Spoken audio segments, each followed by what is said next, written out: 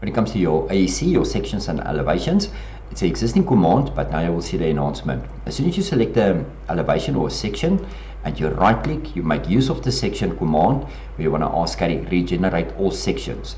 Now, as soon as you're going to click on the command, previously Caddie just starts doing a regeneration of all your sections and elevations. Now Caddie is giving you a dialog and ask you, depending on your hardware, regenerating all 30 sections. Because in this drawing, on this model space, it picks up that there's 30 sections, can take a significant time.